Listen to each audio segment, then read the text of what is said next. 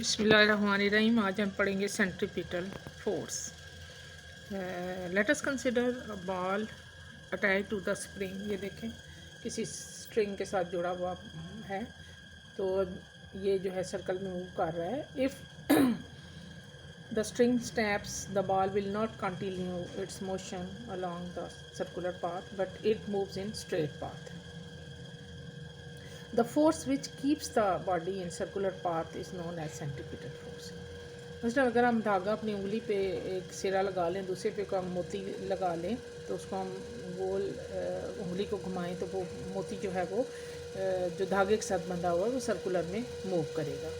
तो वो फोर्स जो इसको सर्कुलर में मूव कर रखती है उसको हम कहते हैं centripetal force.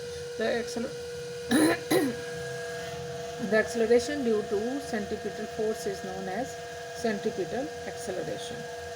This proves that the force is provided by some mechanism. जो ये फोर्स प्रोवाइड होती है वो some mechanism की वजह से प्रोवाइड होती है। वो mechanism क्या है कि हम अपनी उंगली को घुमाते हैं या हम बॉडी जो स्ट्रिंग से जुड़ी है स्ट्रिंग को हम घुमाते हैं तो बॉल जो है वो सर्कुलर पाथ में मूव करता है। अब इस सेंट्रीपिटल फोर्स की एग्जांपल्स क्या हैं?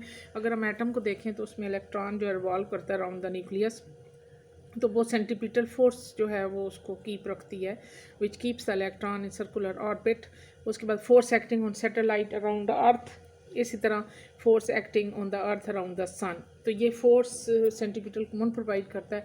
ग्रेविटेशनल फोर्स अर्थ की सूरत में उसको प्रोवाइड करती है, वो जो उसको अर्थ को सैटेलाइट को अराउंड द अर्थ रखती है।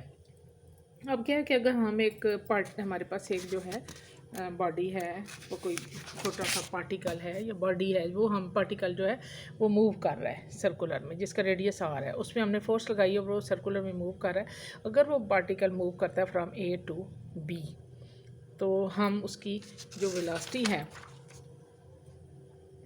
रिमेन वेलोसिटी उसकी सेम होगी, बट उसकी जो डायरेक्शन है वो चेंज हो जाएगी। तो चेंज इन डायरेक्शन की वजह से हमारे पास एक्सलरेशन आएगा delta V by delta T, by delta T is taken by the body to travel from point A to B, and v1 and v2 अगर वेलोसिटी पार्टिकल, अगर v1 जो है वेलोसिटी है पार्टिकल की एट पॉइंट ए और v2 eight point v है, तो दोनों की वेलोसिटी जो है वो क्या हो जाएगी? सेम हो जाएगी। यहाँ पर ये देखें, ए पॉइंट पे वेलोसिटी v1 है और बी पॉइंट पे वेलोसिटी v2 है। अब अगर हम इस को हम ए और बी को हम लेते हैं सर्कल पे, तो ए पे वेलोसिटी v1 है, बी पे वेलोसिटी v2 है, बट जो ओ ए है which is perpendicular to v1 and O B is perpendicular to v2। ये देखें वहाँ पर परपेंडिकुलर है, और आर ओ ए जो है उसका रेडियस क्या है? आर है।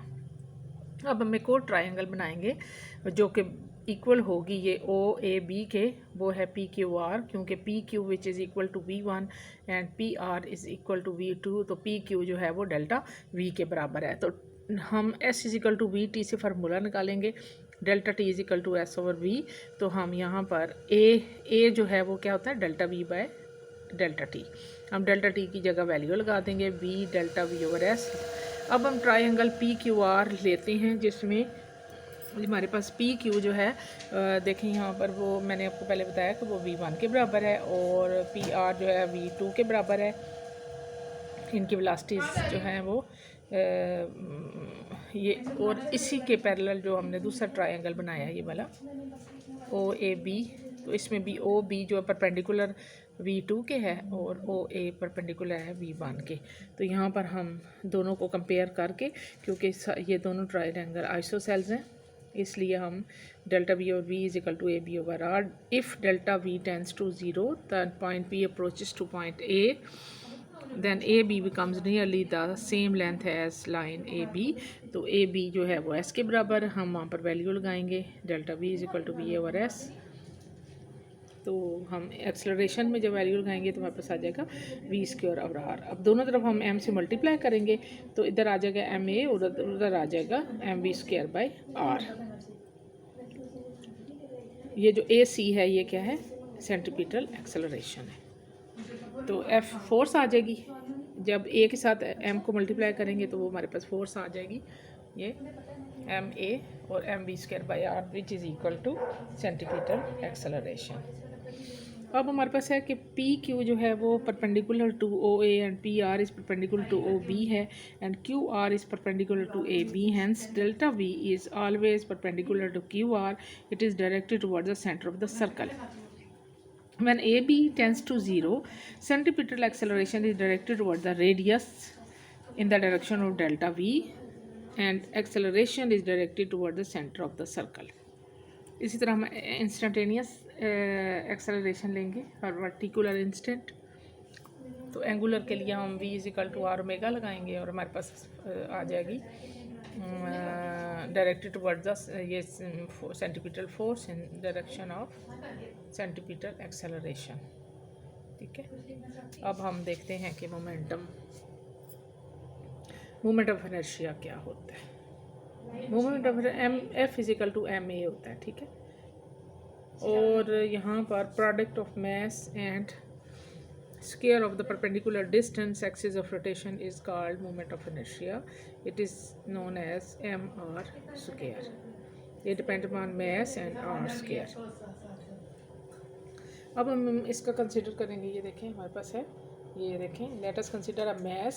छोटा सा ये मास है m which is attached to one end of the rod which is rotated about O, यानी O से ये रोटेट करता है. इसकी लेंथ या R रेडियस इसका R है. It makes theta with the reference point.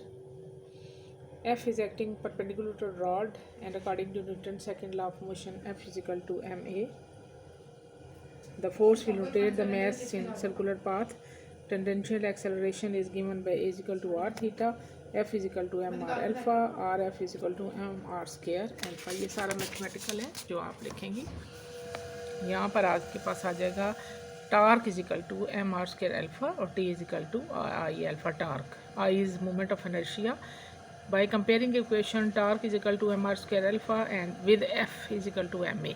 अब देखें ए जो है वो लीनियर मोशन में है और एंगुलर में अल्फा आएगा और एम जो है वो किसके बराबर है, आर, एम आर स्क्वायर के.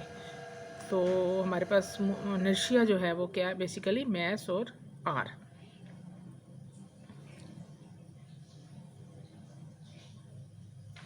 मोमेंट ऑफ इनर्शिया देखें आप, थिन रिंग ये हुप है, इनके मोमेंट ऑफ इनर्शिया दिए हुए हैं. अब हमारे पास रिजिड बॉडी है. रिजिड बॉडी कौन सी होती है? Most of the bodies have different mass concentration at different distance from the axis of rotation. Rigid bodies made up of large number of small pieces of masses m1 m2 m3. तो हम उसका torque हम different के लिए मालूम कर लेंगे. T1 is equal torque 1 is m1 r1 square alpha 1 rn तक हम कर लेंगे. फिर हम टोटल टार्क लिखेंगे, हमारे पास आ जाएगा एम आई आर आई का square is equal to I. Torque is equal to I alpha. आज के लिए इतना काफ़ी है. आप अच्छे तरीके से इसको पढ़ लें और जो चीज़ ना समझ आए मुझे बताओगे.